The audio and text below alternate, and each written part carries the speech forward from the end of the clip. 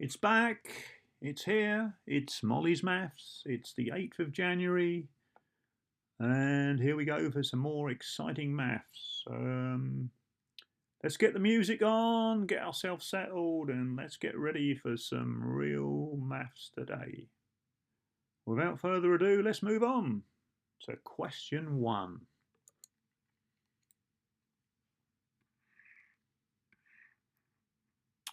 Ooh. Question 1. What is 0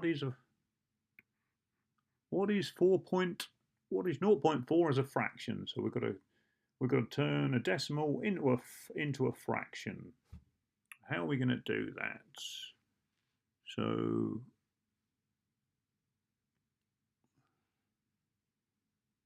what we need to do is write it down. So we've got 0.4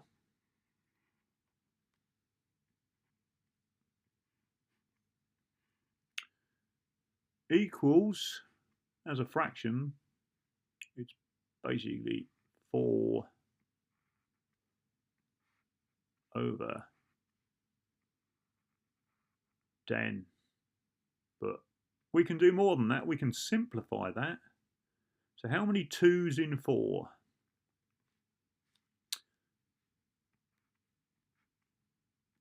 2 2's in 4. How many 2's in 5? How many 2's in 10? 5.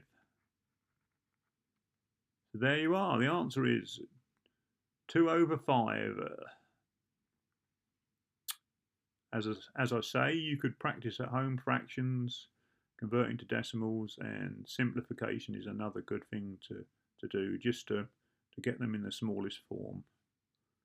Let's move on to question 2. Question 2.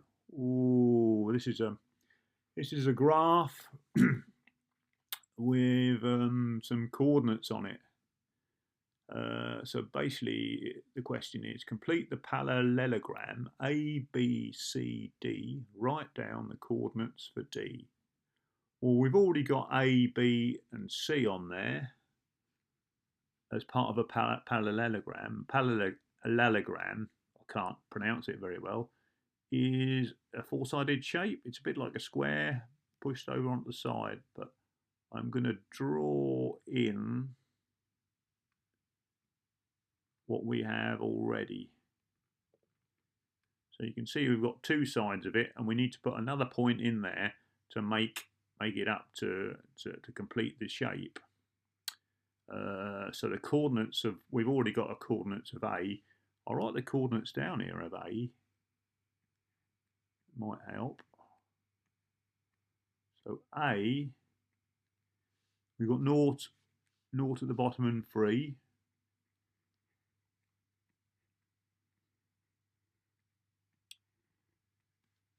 B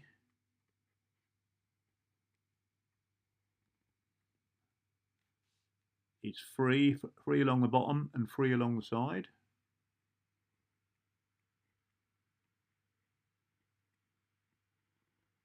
And C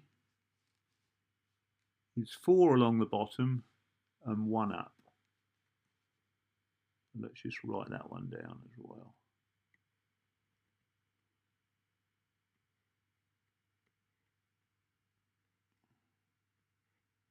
So they're the coordinates we've got. We've got to put one more coordinate in for D to finish this and to complete the shape.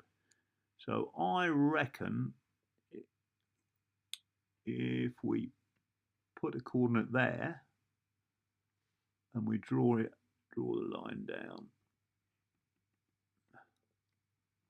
that looks like the parallelogram that we want. So that would be D. So the coordinate would be 1 along and 1 up. So the answer for this one would be 1 1. So there you go, you've got all the coordinates of A, B and C, and we put the answer in for D. I'm going to make this pen a bit smaller because it's a bit on the thick side. I hope you can read that. As I say, sometimes the graphs are quite complicated and not easy to look at for some students. Let's move on to question 3. Right, question 3. This question says we need to increase 40 miles by 43%. Well, we're going to start off, the way I look at these questions is I like to say 100% for this question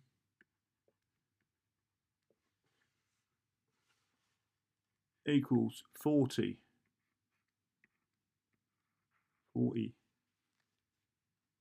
miles. That's 100%.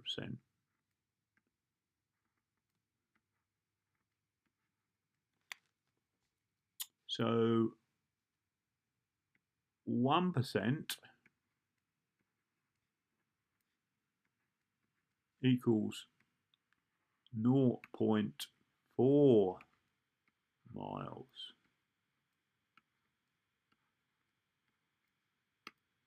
What we want is 140%, don't we? We want 143%.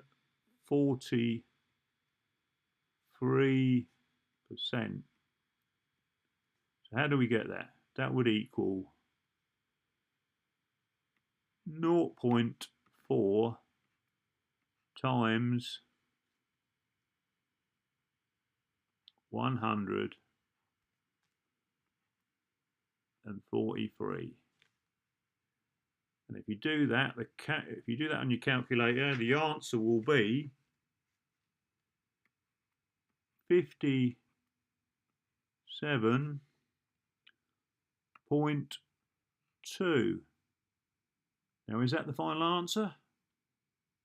We need to know what the units are, don't we? If we want to get those extra marks in the exam. And that will be miles.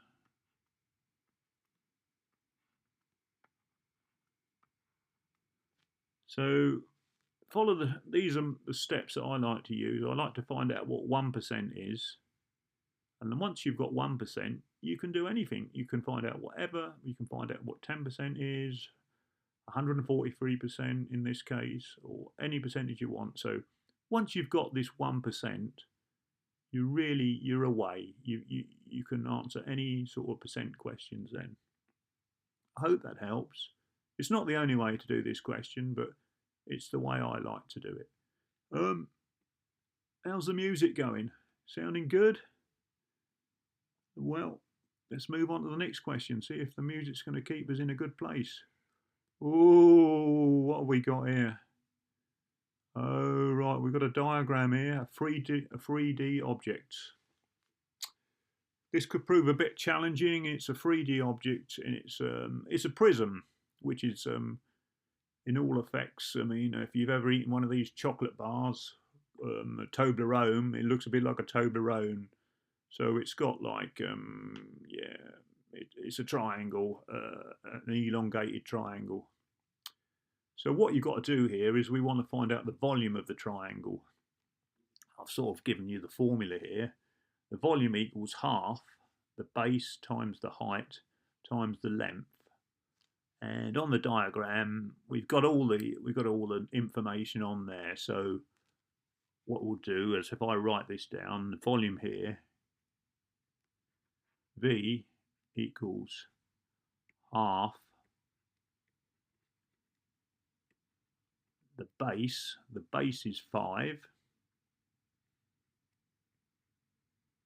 centimeters, times the height. The height it's shown on here is 4. And the length, it's 12 centimeters long. So we just put that into our formula, like so. And then we calculate it out. And has anybody got a calculator with them to do this?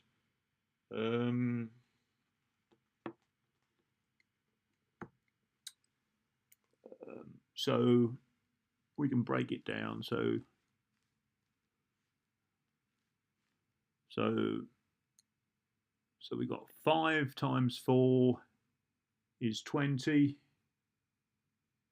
5 times 4 is 20, and times 12 is 240.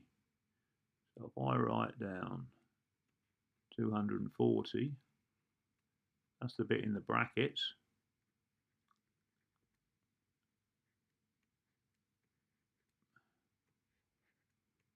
Well, we want half of 240. And what's half of 240?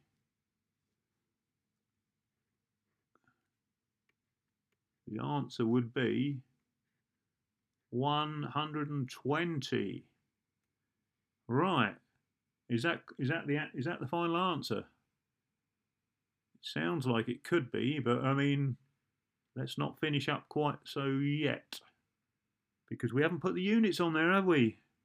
And when you've got so it's centimeters, and because it's volume, it's centimeters cubed. So there you go. Once again, there's a prism there, but if we go through the steps, we've got the formula, we go through the steps, we can get to the answer.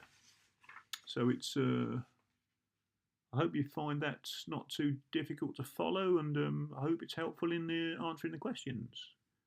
Let's move on to the next question. Right, the final question. Question 5. It's the probability of winning a game is 0 to 3. I mean, I suppose lots of you guys have been playing lots of games over Christmas. You like to win, so the probability of winning is 0.3. So it's basically out of 1, 0.3 is 30% chance of winning. So Jane, she plays 200 games, or plays the game 200 times. How many times should she lose the game? Well, let's have a look at this. So basically, the probability of winning is 0.3. So we put win, chance, I'm calling it chance here, equals 0.3. So lose chance would be the opposite of that.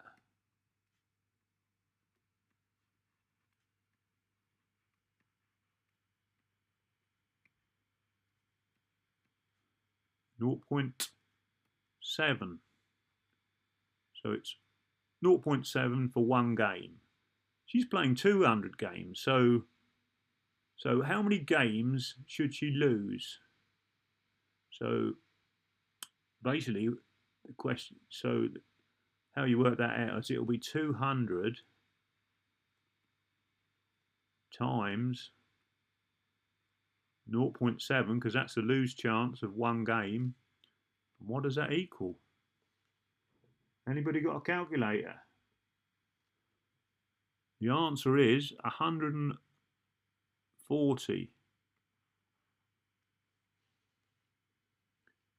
And again, we need 140 what? And in this case, games.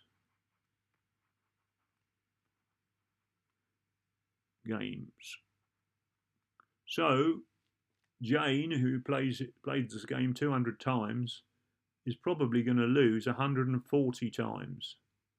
That's the probability of that she's going to lose. There's quite a lot of loses. I hope she enjoys the game, and I hope you're enjoying the music. Well, that brings us to the end of another Molly's Maths. Once again, can you update me on what music you've been listening to? I mean, has it been some Christmas ones? It's, you know, I'd like to know how it works, if it helps with the maths, the music, because, I mean, you get the right music on, and it puts you in the right frame of mind for some lovely maths. Anyway, that's it for this session. We'll be back soon, and it's a goodbye from me.